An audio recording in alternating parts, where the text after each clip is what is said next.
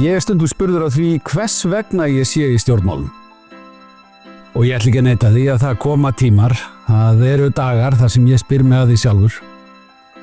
En svo eru aðrir dagar, aðrir tímar, þar sem að svarið blasir við.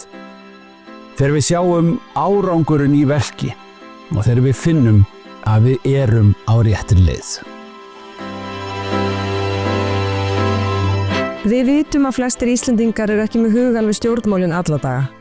Flestir eru einfaldlega að hugsa hvernig þeir geta skapað betra líf fyrir sig og fjölskyldu sína, dag frá degi.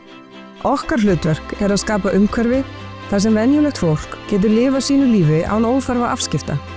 Umhverfi með lægri vöxtum, minni álögum og léttari byrðum fyrir allar kynslóðir. Öryggi og frelsi. Það eiga alvöru stjórnmál að snúast. Og það snúast áherslu Sjálfstæðisflokksins til næstu 4 ára. Því ár hafa kjósendur skýrt val það hvert við viljum stefna næstu 4 árin. Við viljum sækja fram fyrir komandi kynslóðir og tryggja að Ísland verði áfram framúrskarandi, öruggt og farsælt land til að búa á. Við erum sjálfstæð og fullvalda þjóð og héldum upp á 80 ára afmæli lýðveldisstofnunar í sumar. Okkur hefur alltaf farnast best þegar við trúum á okkur sjálf. Og við þurfum ekki að leita langt yfir skammt. Hér eru tækifærin, þau eru hér á Íslandi og hér býr krafturinn í fólkinu sem á landinu býr.